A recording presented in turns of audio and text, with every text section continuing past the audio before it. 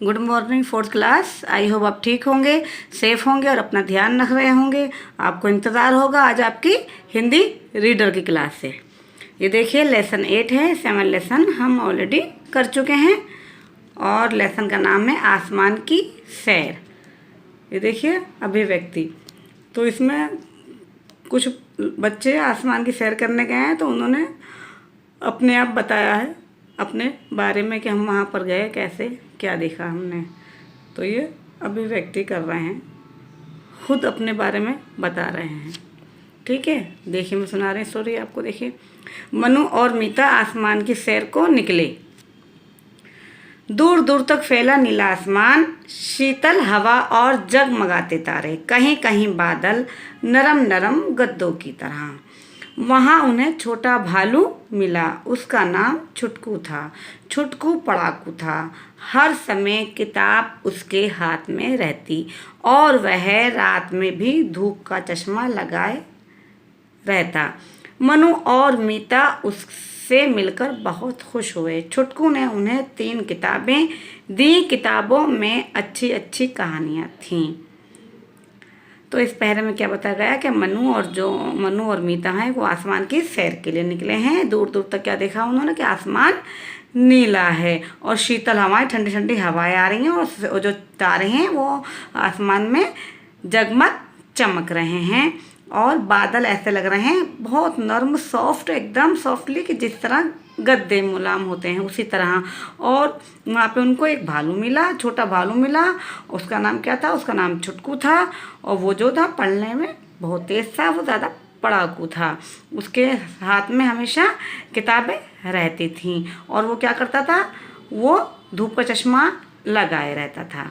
और मनु और मीता उससे मिलकर बहुत खुश हुए थे और छुटकू ने उनको भी किताबें दी थीं, उसमें जो अच्छी अच्छी कहानियाँ थीं। अब हम आगे देखते हैं। मनु और मीता भी सैर करते करते थक गए थे। वे बादलों के गद्दों पर लेटकर कहानियाँ पढ़ने लगे। बादलों के गद्दे में सितारे टके थे, सितारे जगमग करते थे। ठीक है बच्चों, तो इसमें क्या बताया कि जो मन्नू और मीता तो वो भी क्या कर रहा है? सैर करने के लिए निकले और वो सैर करते करते थक गए थे तो वो बादलों के गद्दों पर लेटकर कहानियाँ पढ़ने लगे। लेकिन जो बादल थे वो एकदम सॉफ्ट थे और वो उनको गद्दे की तरह यूज़ कर रहे थे। और उस बादलों में क्या था? सितारे टके हुए थे। जो सितारे क्या कर रहे थे? सितारे जगमग करते थे।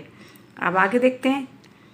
कहानियों की एक किताब मनु के हाथ में थी और दूसरी छुटकू भालू के हाथ में। मीता के पास किताब नहीं थी। वह पीछे से मनु की किताब में झांक रही थी। कहानी मज़ेदार थी, चित्र भी। बहुत देर तक वे दोनों कहानियाँ पढ़ते रहे। साथ में छुटकू भालू भी धूप का चश्मा लगाकर कहानियों की किताबें पढ़ता रहा। भला कोई धूप का चश्मा लगाकर किताबें पढ़ता है? बच्चों, ये कहानी आपको कैसी लगी? ये कहानी यहाँ पर ख़त्म हो गई, आसमान की सैर।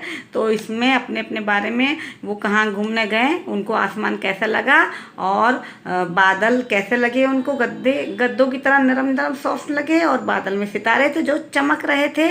तो मनु और मीता ने अपनी आप बीती बताई अपने आप। जैसे वो गए वहाँ पर क्या हुआ तो उन्होंने जो आसमान की सैर करी थी उसके बारे में अभिव्यक्त किया। ओके बच्चों, ये कहानी जो थी, ये कहानी ऐसे एंजॉय करने थी, मज़े लेने की थी कि किस तरह से बच्चों ने मज़े लिए। ओके बच्चों, अब मैं आपको काम बताती हूँ कि आपको क्या काम करना होगा। अपनी हिंदी की कॉपी में नीट एंड क्लीन करना होगा। ये आपको कठिन शब्द हैं होमवर्क के लिए। ये देखिए, शीतल, पढ़ाकू, जगमग, गद्दे, फैला, चश्मा, कहानियाँ। अब एक और काम बता रही हूँ आपको मैं।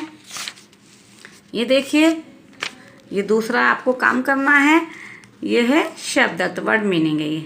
ठीक है, ये देखिए, आसमान यानी नभ, आकाश स्काई, सैर घूमना वॉक, जगमग चमकना शाइन, चित्र तस्वीर पिक्चर, शीतल ठंडा कोल्ड, कहानियाँ कथाएँ स्टोरीज, नरम मुलायम सॉफ्ट, एंड लास्ट देखिए झांकना देखना टू सी। तो बच्चों ये वाला काम आपको अपनी हिंदी कॉपी में करना है, नीट एंड क्लीन करना है और उसको बोल बोल कर करना है। जब आप काम करके PDF बनाकर हमें सेंड करोगे तो हम आपकी अटेंडेंस इसी के बेस पर लगाएंगे। और बच्चों बाकी की जो एक्सरसाइज है इसका अभ्यास कर रहे हैं वो हम अगली क्लास में करेंगे।